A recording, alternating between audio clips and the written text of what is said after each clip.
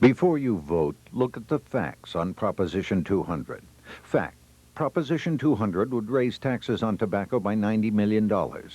Proposition 200 gives the money to bureaucrats to spend without any supervision or control by the legislature or the voters. Proposition 200 places no limits on how much of the money can be spent on administrative costs, raises, and bureaucratic overhead.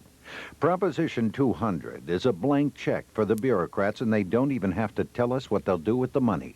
Proposition 200, the bureaucrats want a yes vote, and that's the best reason to vote no.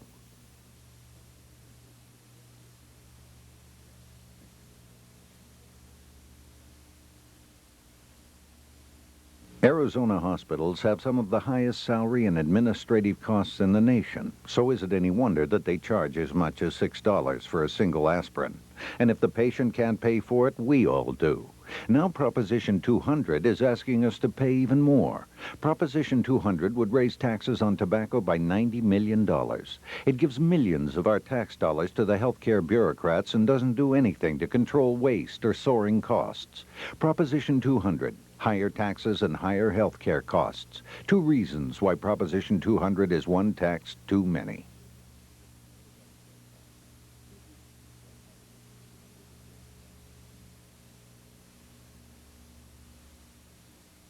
Illegal immigration. It's a big problem in Arizona, and it's getting worse, driving up the cost of law enforcement and education. Arizona law says tax dollars cannot be used to pay for health care for illegal immigrants. But Proposition 200 would create a huge loophole in the law. If Proposition 200 passes, Arizona taxpayers would have to pay health care costs for illegal immigrants. Proposition 200, a legal loophole that will cost us millions unless we say no. Vote no on 200. It's a bad idea.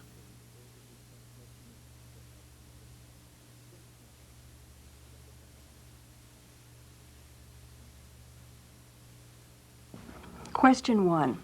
Its sponsors say we should pass it here because they passed it in California. But before you vote for question 1, take a look at how they spent the money in California. Taxpayers paid for 6-day pool parties, floats and picnic day parades.